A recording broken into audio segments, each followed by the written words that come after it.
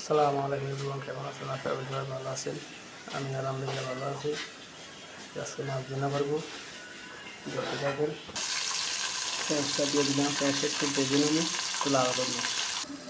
পেঁয়াজটা লাল হয়ে গেছে, এখন টমাটো দিয়ে দিব।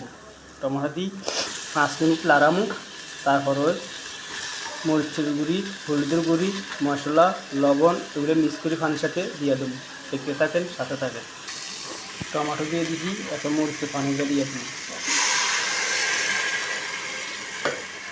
দিয়ে দিলাম মরিচ, হলুদ, লবণ, একটু ভালো করে জাল দিব। তারপর মাছটা দিয়ে দিব।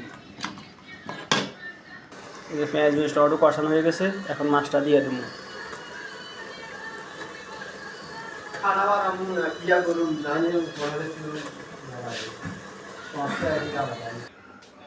এগুলো ধনিয়া পাতা, সস পাতা হয়ে গেছে। সবাই ভালো থাকুন, সুস্থ থাকুন। আল্লাহ হাফেজ।